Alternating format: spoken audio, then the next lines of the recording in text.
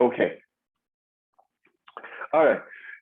So I think we are good here. Okay. So everything started in our industry as electrical power industry with Thomas Edison's invention of a light bulb. That was arguably the beginning of power industry, and where he used his DC system to light 400 light bulbs in New York City. In North America, that was the beginning of a commercial electrical power industry, and this was 1882. And at the time when things started, Edison being Edison, he was promoting DC technology, and DC was the way to go. There was not much competition for him, at least at the time that he was starting. So electrical power started with DC as a DC system, and that's how Edison got his business going. However, the first disruption came to our industry just within 20 years. In 20 years, what was called at the time the War of Wires essentially was won by the AC system. So this is the first historical disruption in our industry, where and this was due to the genuine mind of people like Nikola Tesla and William Stanley, who pushed for AC, who made transformers, who made them better every day, and Edison's business DC business was out. Simple as that. Even though it stayed around, but AC became the dominant technology for electrical power transmission, generation, and distribution all around the world. And in the same timeline, natural monopoly business model for electrical power was born. So in 1907, in 1907, the first major utility company in North America was established by a businessman with the name of Samuel Insull, and he essentially created the first commercial power utility by merging about 20 small electricity businesses, and he was able to convince everyone that the electricity business was a monopoly, was a vertically integrated monopoly. It just made sense to have this business in a monopoly, start this business in a monopoly. And he is, of course, credited for bringing electricity to the mass population and for other things. But essentially, in this first 20 years, the technology has reached a point that now a business model for selling electricity was developed, and that was the natural monopoly.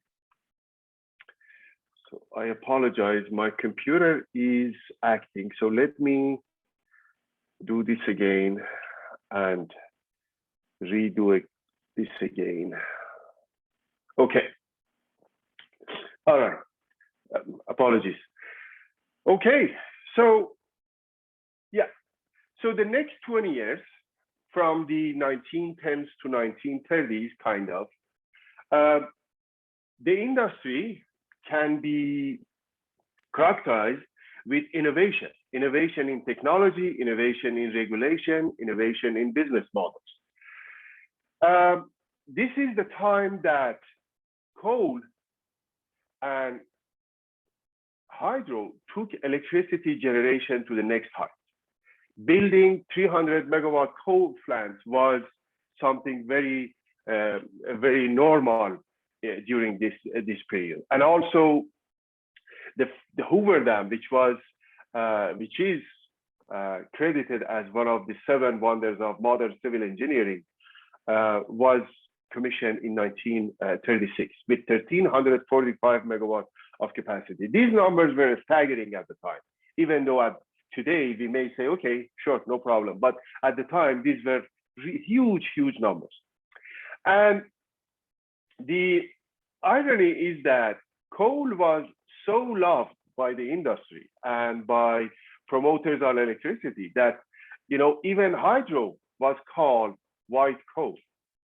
And what I would say, I characterize this era as the kingdom of coal. So the time that coal, white coal and black coal, obviously hydro and coal, became the darling of power industry, and where the technologies for bulk electricity generation and where the go-to technology and everything was around them.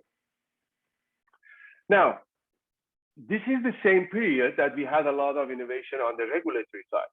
So this is the time that, like for example, in Alberta's Utilities Commission or Public Utilities Commission were born in 1915, kind of same timeline.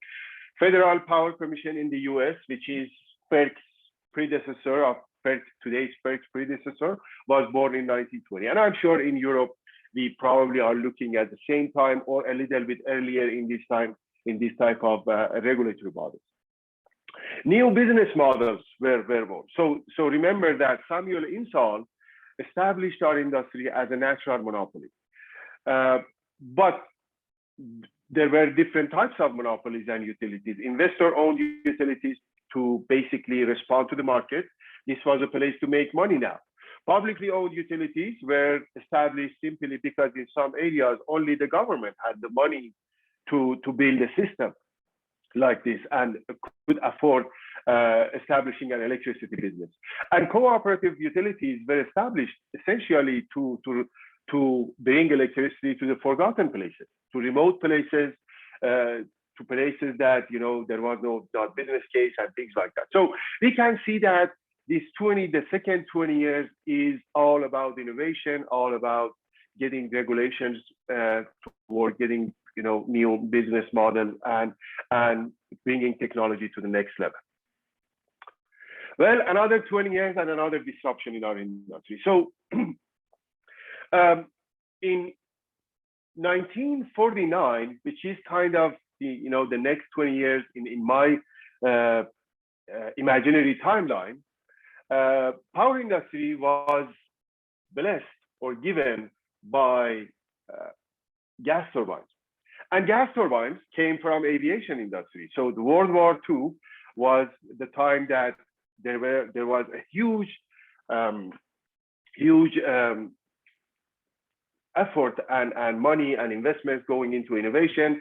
Jet engines were invented in that time, and that's how power industry benefited from that. So in 1949, essentially the first gas power plant fueled by gas turbines were established. And similar timeline, in 2 years, the first nuclear power plant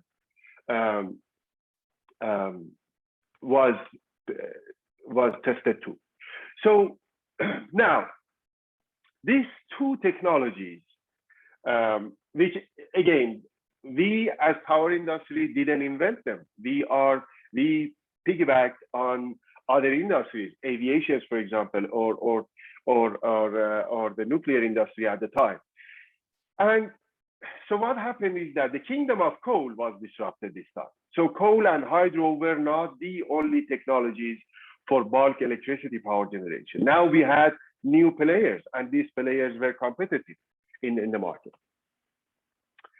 And that essentially started the big boom of electricity. Now, with coal, hydro, gas, and nuclear being the 4 key technologies for electricity generation, and having business models in place, technologies established, performing well, and all of that, electricity boomed.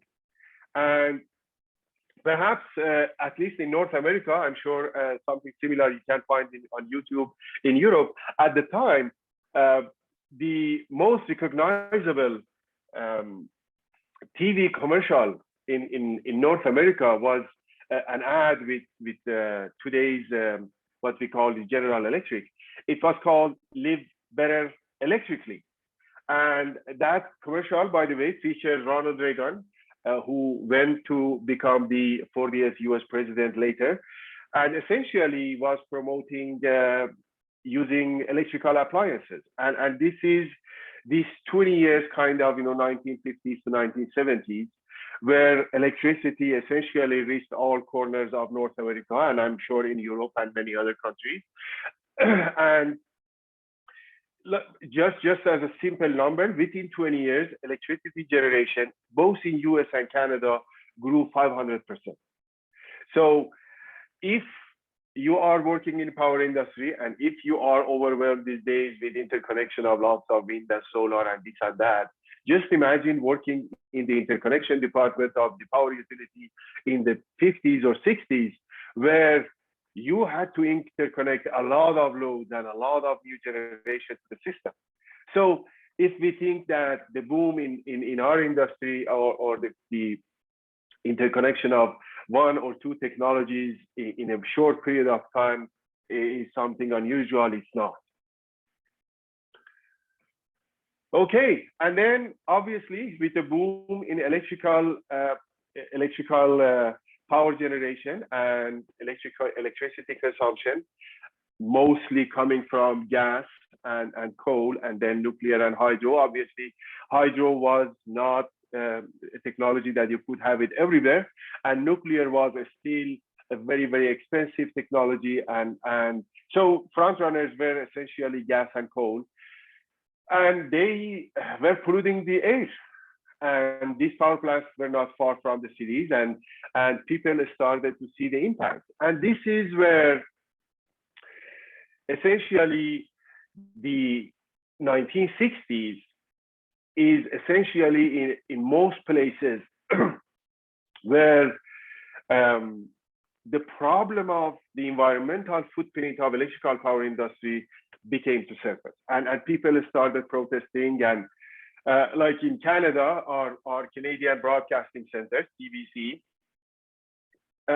aired the Aid of Death documentary in 1967, and that is available on YouTube, and it's a fun watch. And I'm sure in Germany, in other places in that time or England and time domains in similar times, similar problems were emerging.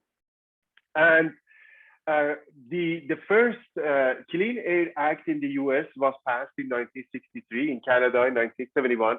So you can see that from 1950 to sort of 1970s, that's where environmental issues became a thing.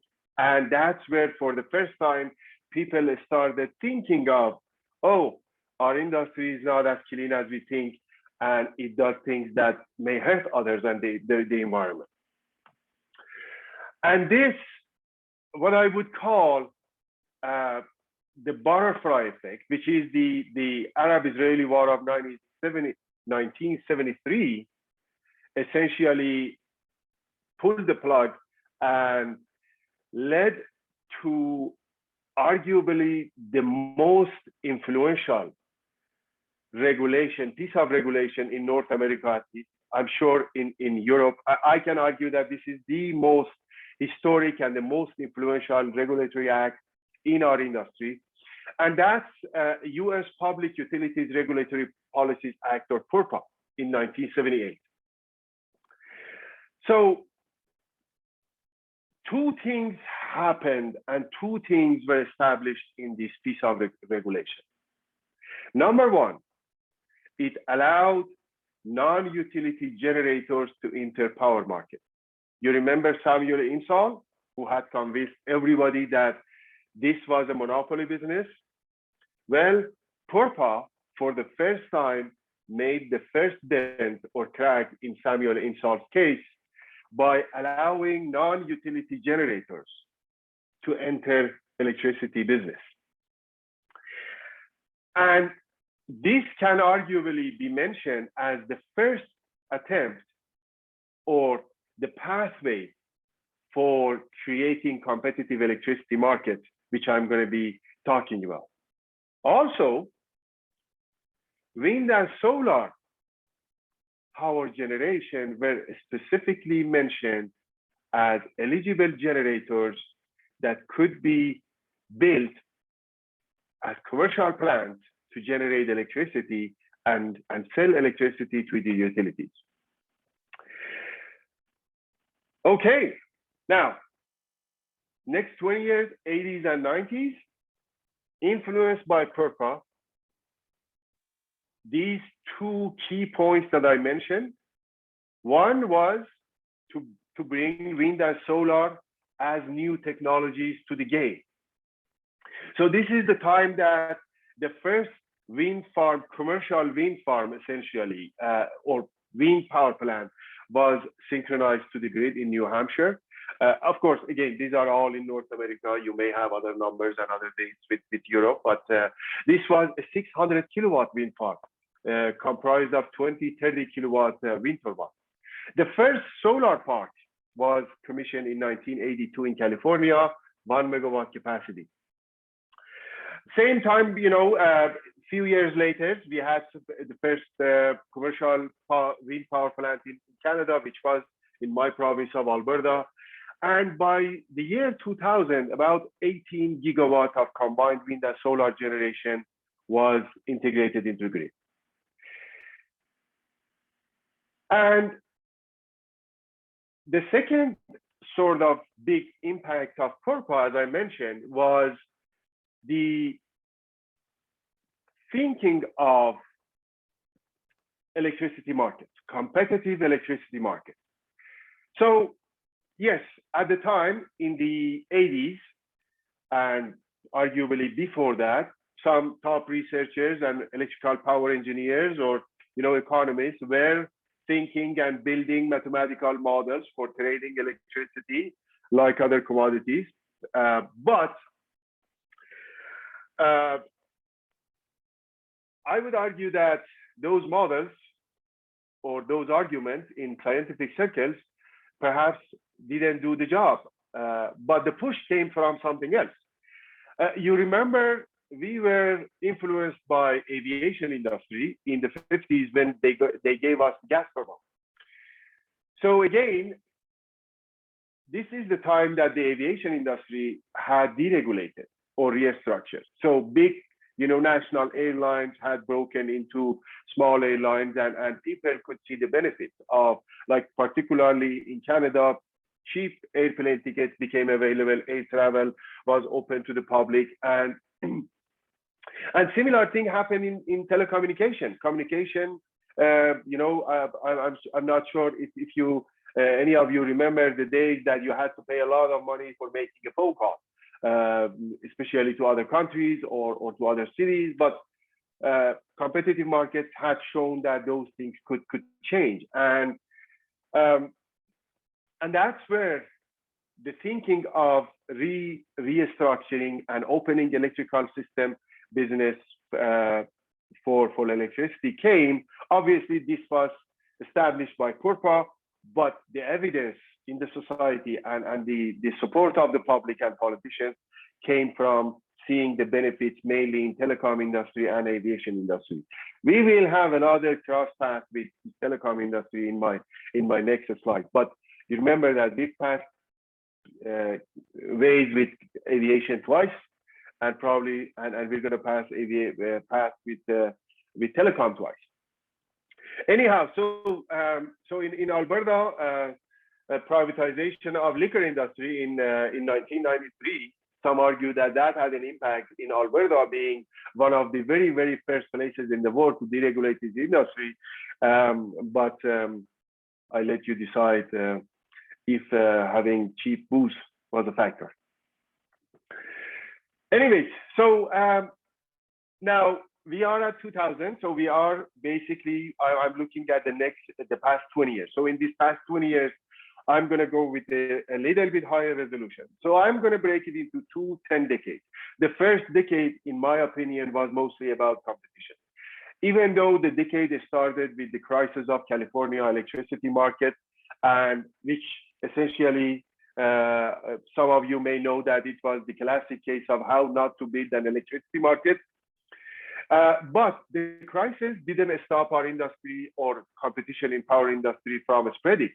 The movement was there, privatization was the trend, and all the academia and industry around the world spent the first 10 years of this century on figuring out how to trade electricity, how to design markets, how to improve markets, and how to essentially make electricity a tradable commodity like any other commodities, even though electrons are a little bit different than some other commodities, and storage of electricity, warehousing electricity in bulk and large scales has not been yet economically possible during that time.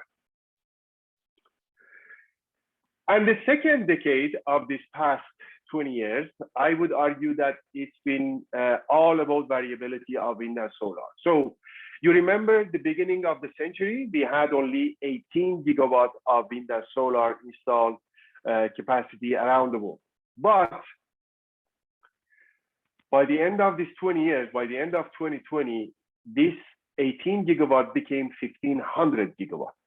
So that is a staggering amount of growth. And with the variability and intermittency of wind and solar, obviously we had to spend a lot of time both in academia and industry understanding how we can run the system, how we can maintain stability, how we can maintain reliability of power systems with all this variability. And we as power engineers have always been sort of spoiled with the controllability and dispatchability of conventional technologies like coal, gas, nuclear, hydro. You can do whatever you want with them. But wind and solar were different animals. We couldn't control them. They are essentially come and go depending on the climate and the weather.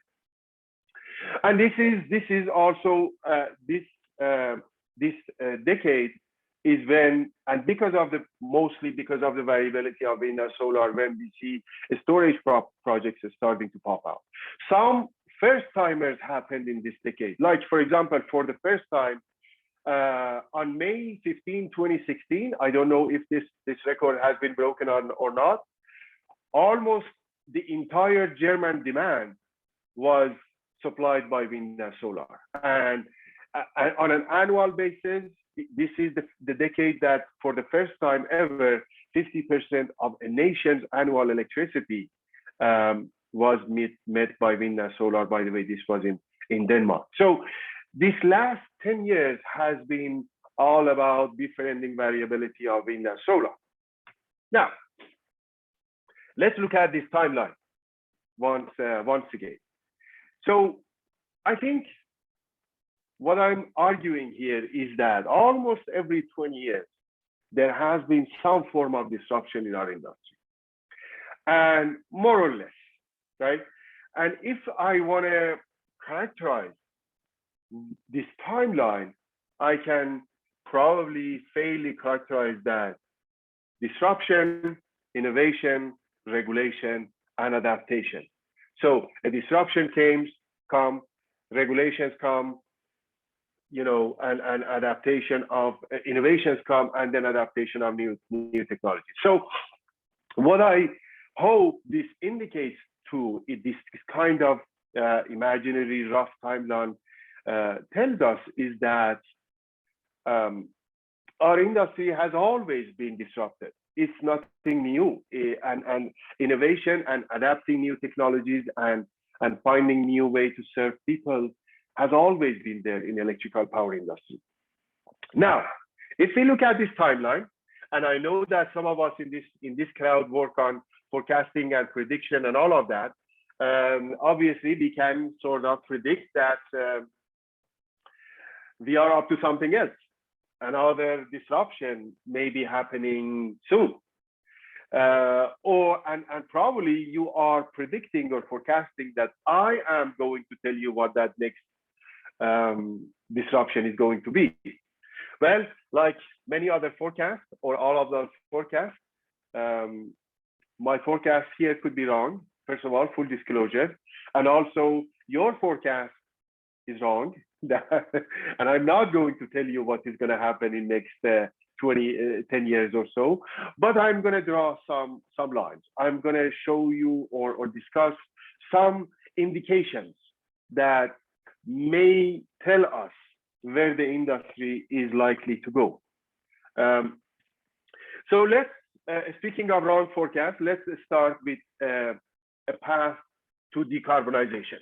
So even though today, the word decarbonization of power industry has gained a lot of momentum, it has become a buzzword, politicians use it, the students use it, faculty, and everybody uses it, but this is nothing new.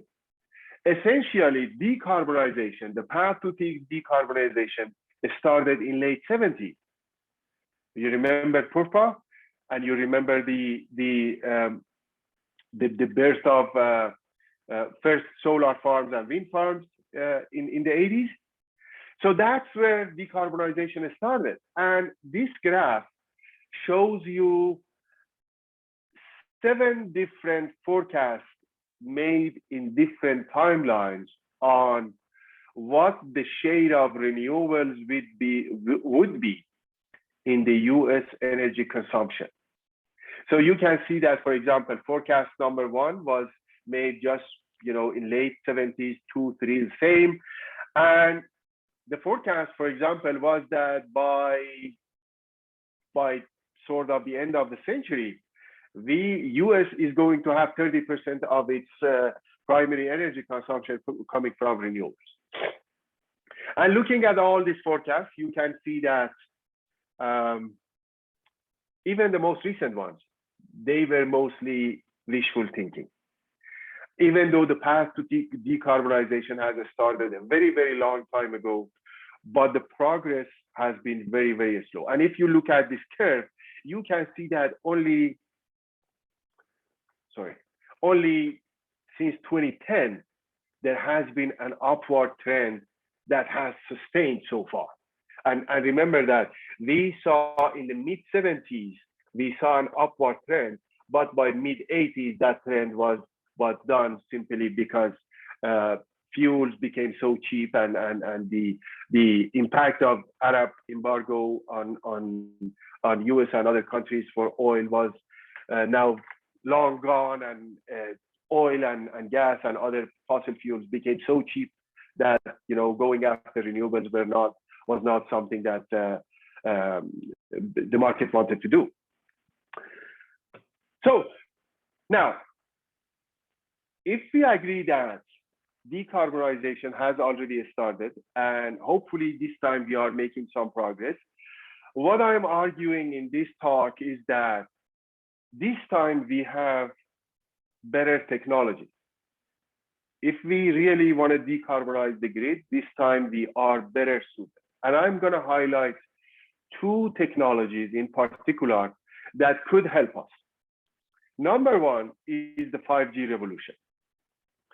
So 5G, the first 5G network, commercial 5G network, was commissioned just 2 years ago. Essentially, what makes 5G different from other communication technologies is that it is very fast and almost no latency, near real-time control and monitoring has become possible.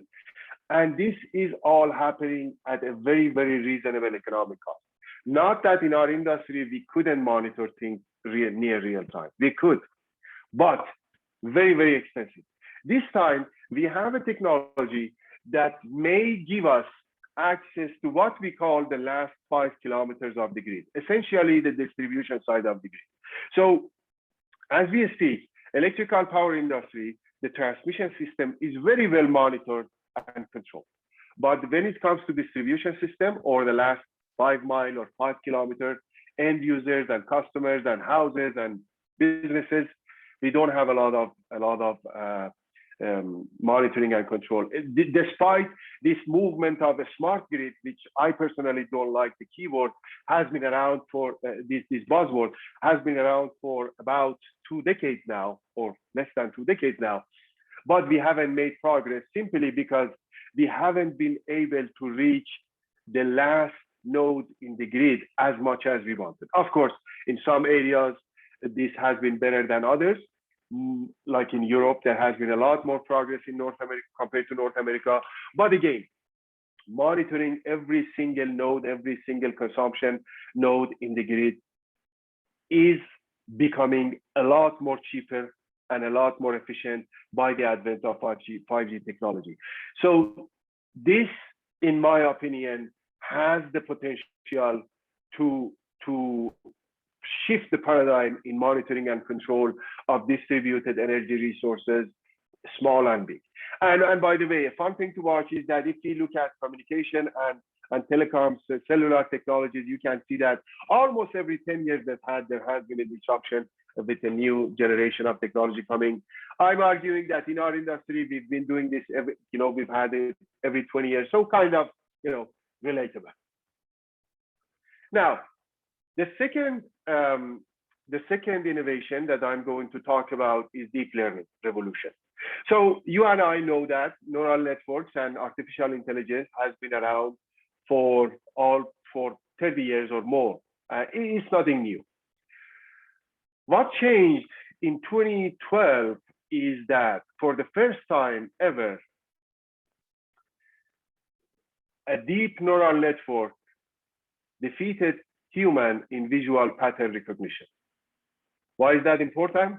That tells us that this is kind of the time that our species came up with a new algorithm and techniques to train deeper, larger, bigger neural networks at the very, very reasonable time and very, very reasonable computation cost. So artificial intelligence has been around, but now we can do a lot more with it. Like when you ask your Siri on your phone a question, this time and you almost don't notice any delays in Siri responding to you. This is the kind of timeline and this is the kind of speed that now we're talking about. Now, combining the 5G network and artificial intelligence, the application of these two being brought to the grid, I'm going to call this type of grid a digital grid. So let's say we have a grid that is capable of, is very well set to utilize 5G technology and artificial intelligence. So let's imagine that world for a second. You and I know that we have a long way to go, but let's just imagine that world. If a digital grid happens, I am arguing that a few things could happen. Number one is accelerated decentralization of the grid. What is happening around the world is that consumers are turning into prosumers. Electric cars are entering the market. Microgrids are popping up everywhere.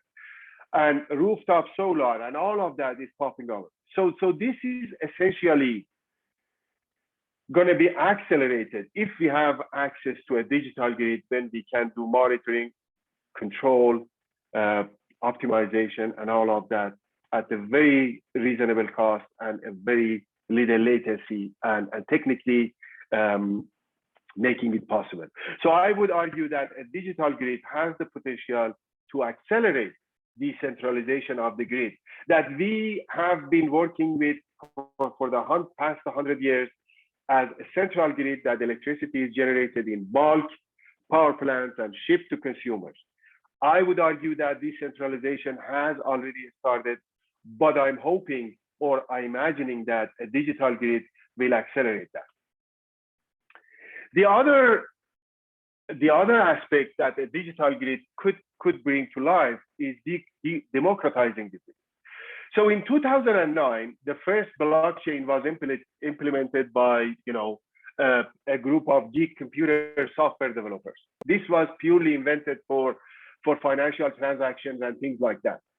But who would have thought that in 2016, only 7 years after that, the first peer-to-peer energy transaction between two neighbors, rooftop solar owner and another neighbor, they traded electricity through for the first time ever through blockchain technology.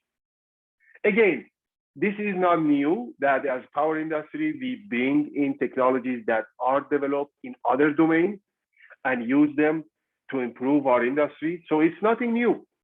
But what this basically means that if people can trade peer-to-peer electricity, and if this is becoming technically possible, a digital grid can or could only accelerate that and become that more feasible, more possible.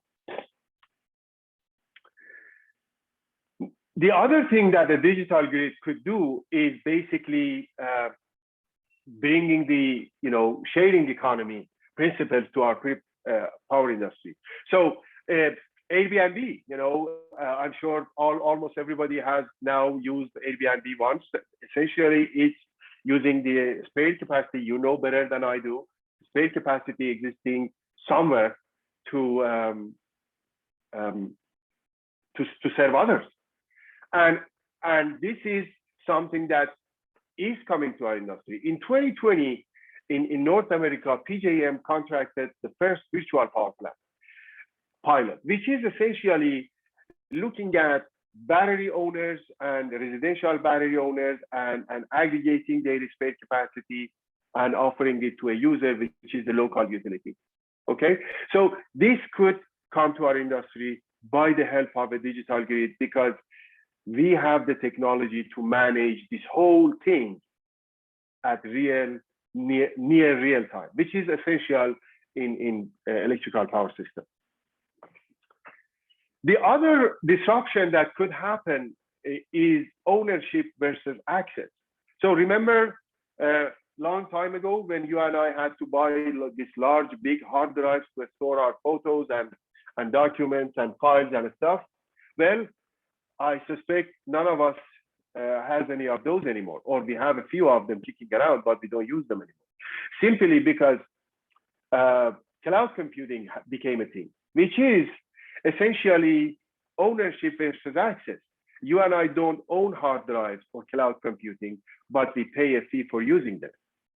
And this all started by inventing Dropbox in 2007, when all of a sudden cloud computing and cloud digital storage became a thing. Well, similar concepts are being experimented in power industry. In 2018, a German company started experimenting digital or cloud energy storage system, which basically you can store your solar energy and then in a cloud battery and then use it anywhere, anytime. In an Australian company in 2020 has been looking at solar cloud, which essentially offers consumers that you can have access to solar energy without owning solar panels. So this is another domain that can only be accelerated by a digital grid if we manage to build a digital grid. And then the other area that I feel digital grid can hugely impact is the business models for electricity. So I'm sure you and I remember the time that you paid like 30 cents for sending a text message, or when you bought a cell phone, you were given only 250 minutes, and beyond that, you have to pay humongous amounts of money. Well, those days are all gone. Now we all have to have access to unlimited talk, text, data, pretty much anywhere in the world that you go for one fee. Well, the question is, why not electricity? And why not having unlimited electricity contracts? So this essentially opens up the conversation around how we can make electricity available to the public, unlimited amounts, so that the electrification of pretty much the society can accelerate. And a digital grid could get us there and could help us with this by a lot of data processing, because obviously if you are offering unlimited electricity, you have to have a very clear understanding of what your consumers consume, how they consume, the patterns, what are the electricity markets doing, how you can make money between these, and where the electricity is coming from. So you can imagine that there needs to be a lot of data points, data processing, and a lot of artificial intelligence to understand, to make this a viable business model. Plus something else that I'm going to talk about in a second, and that is the zero marginal cost electricity generation. So what is happening is that with the advent of distributed energy resources, solar, rooftop solar in particular, and wind energy uh, of course, wind is being mostly in the form of power plants, but similar concepts. Essentially, we have entered an era of generating zero marginal cost electricity. So even though the capital cost is there, but the marginal cost of generating solar energy or wind power electricity is almost zero. This essentially means that if we have the technology, if we have a grid that is doing near real-time monitoring and control, has enough artificial intelligence built into it to have autonomous agents controlling the whole grid, we could have a lot more of solar and wind coming to the system. Not as commercial power plants. It could be rooftop, could be for businesses, it could be everybody. So essentially, generating near zero marginal cost electricity is growing and only will be accelerated by the advent of the digital grid. Well, what does that mean? That means we may face a new war in our industry, and I call it the war of kilowatt versus kilowatt hour. Essentially, what I'm seeing is that if we keep producing electricity at zero marginal cost, market designs that we have today, they have to change. Simply because our markets are designed for trading kilowatt hours, not kilowatt. But what probably is going to be needed in the future electricity grid is the continuity of service that is essentially selling kilowatts. And this could very well turn distribution companies into insurance companies, that they insure the continuity of your electricity service rather than selling you any electricity. So this basically means, and this could only happen if we have a very, very clear understanding of what is happening at every corner of the grid. And that could be facilitated by a digital grid, in my opinion. And this is another change that could come to our industry. So with that note, I'm going to leave you with the note that when it comes to electrical power systems and when it comes to the next 10 to 20 years, almost everything is up for debate. So even though we have established a lot of things, even though our species has achieved huge things over the past 100 years in using electrical energy as a source of growth for the economy, comfort for the people, enabling power and empowering societies and people, we are up for significant changes, and everything could be debated. With that, thank you very much, and I'm happy to take any questions you might have.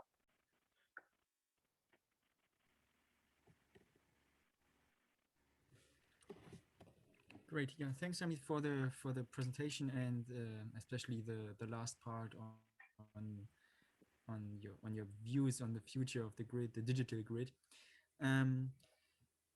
Okay, so we will. I think we will have questions. Do we have some from the audience? If yeah.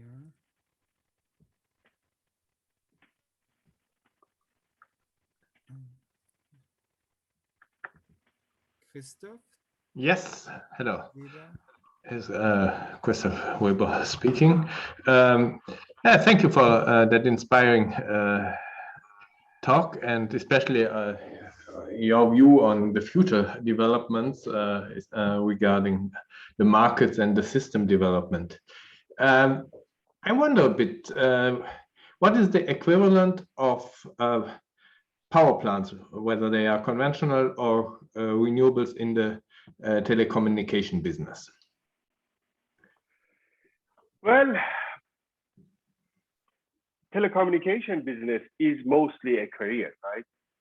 Sending parcels or packages of digital videos or thoughts or whatever it is from one point to another.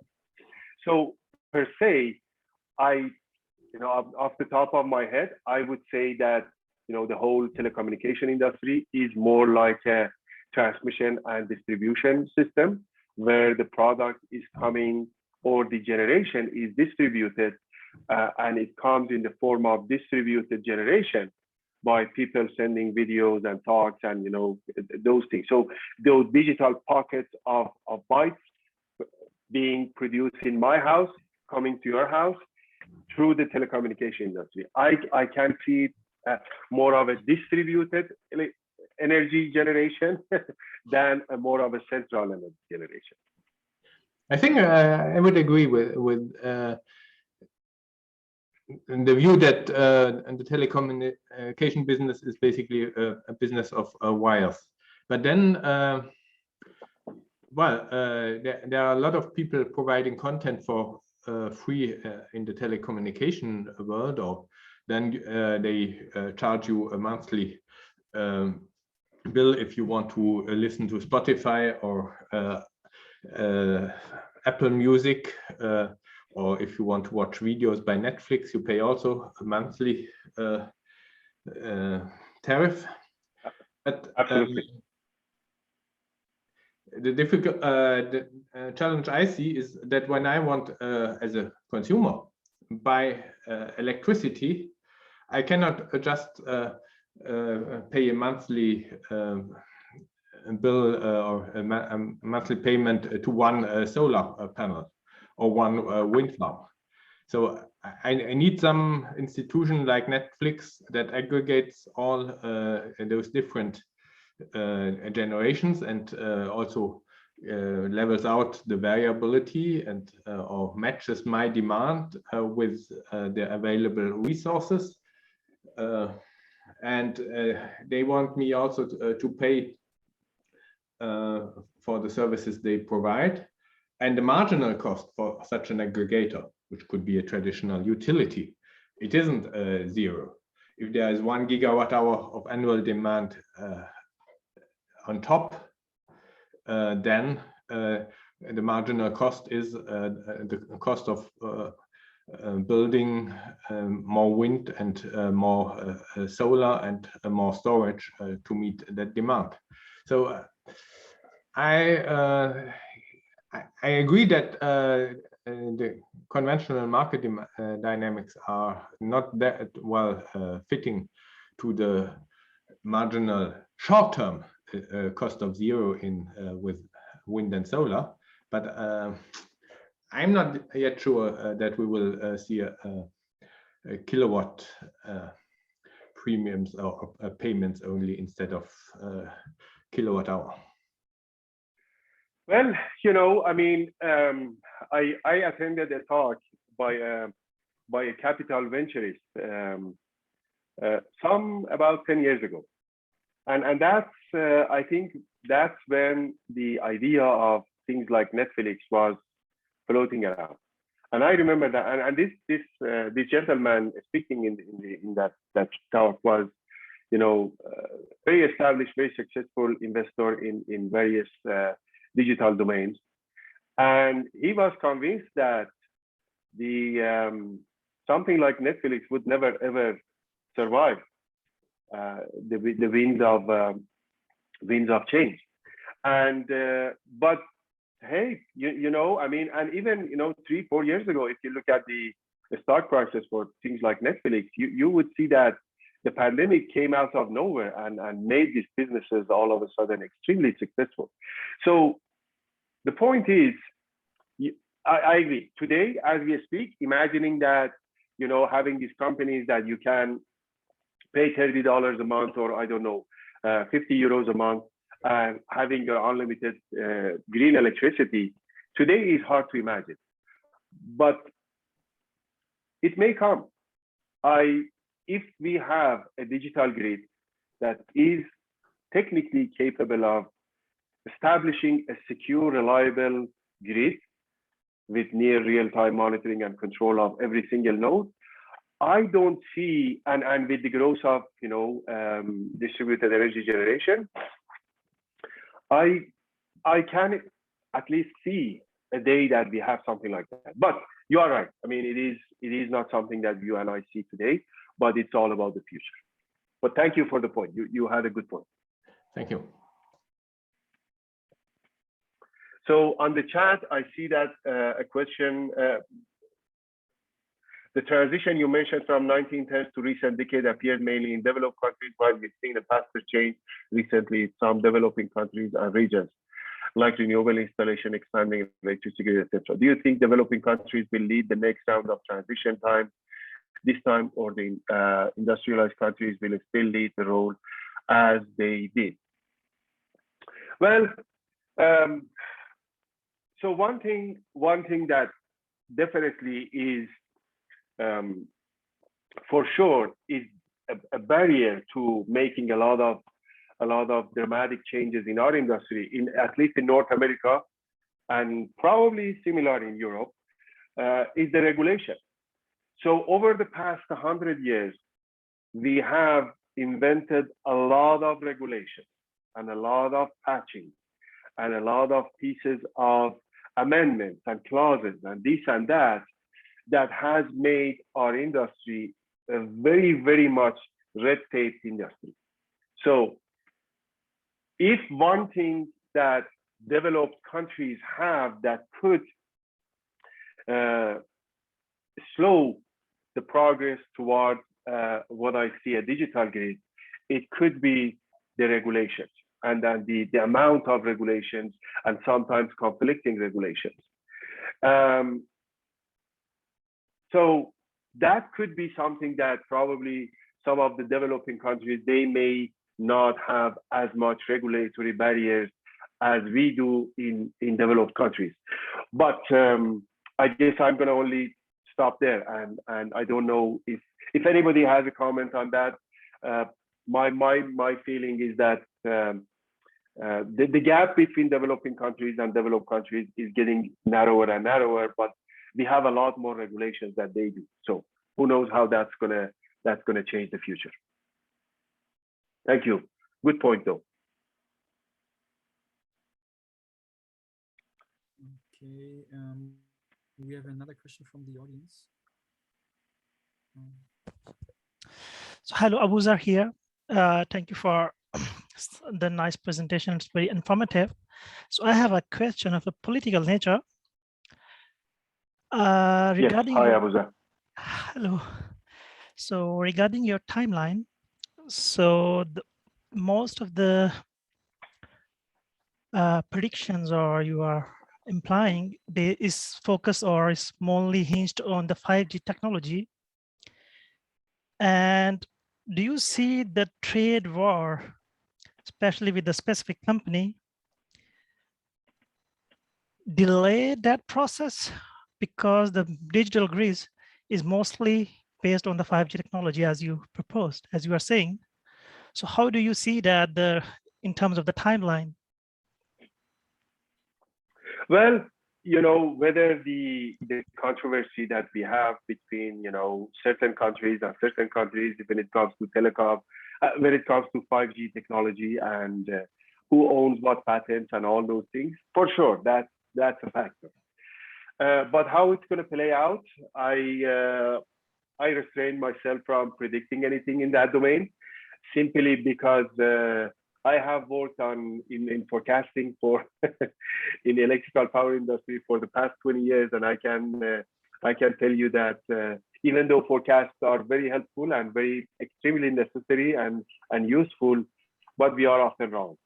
And the things that make us wrong are often things that we couldn't even imagine they would exist, or things like that. So you have a point, and the trade war may delay the development of 5G technology and 5G networks, or the lower cost that is expected from this technology.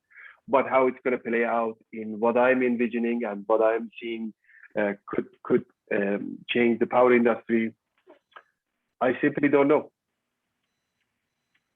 Okay, thank you. You're welcome. Okay, so I don't see any further questions. So I might ask one.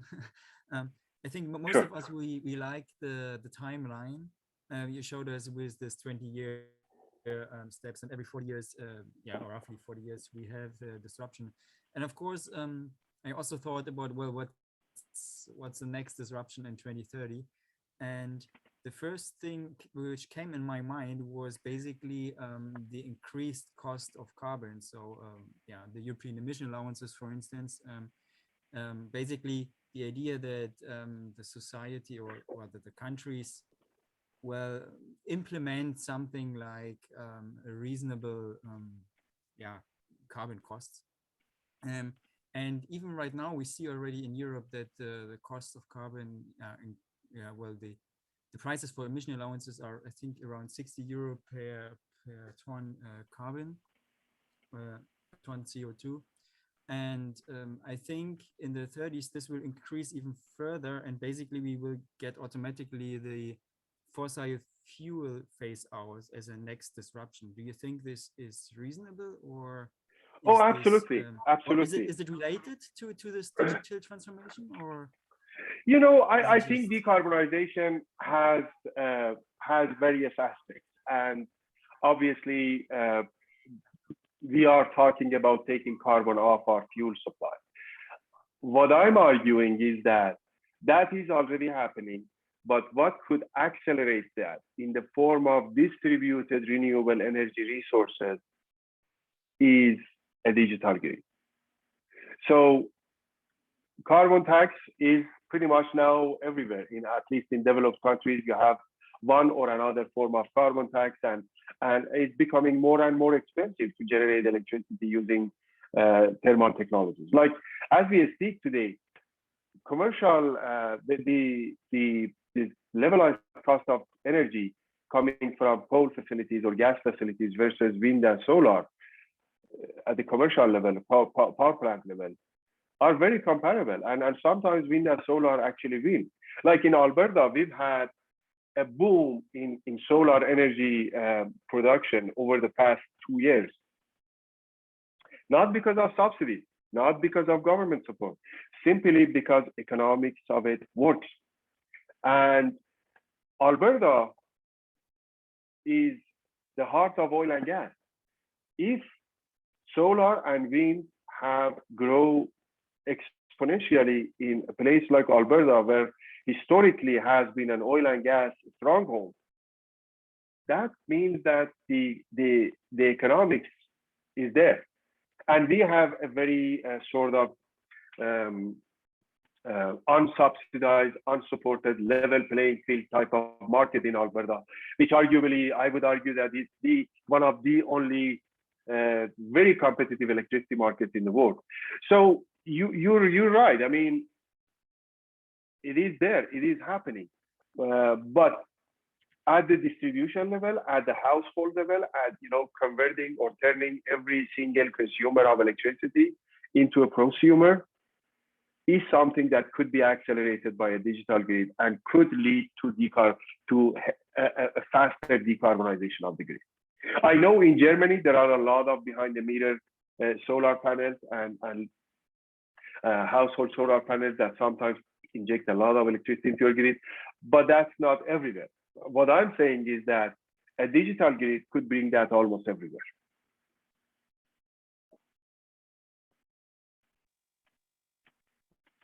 Okay, so I would take one further questions from the audience if we have one. If not, all right, thank you very much. I think there is no further questions. So yeah, we thank you a lot for the presentation and for the thoughts and for the discussion afterwards. Thanks for presenting as a keynote in the INREC 2021. And yeah, thanks again. Thank you. It was a pleasure, and thank you for the questions, and good luck with the rest of the conference. If you have anything left, I know I'm standing between you and dinner. So thank you very much, and you have a good evening. Well, thank you. Bye-bye. Thank you, Hamid, for the presentation. It was very insightful and very nice. No, actually, this is more or less the end of the conference.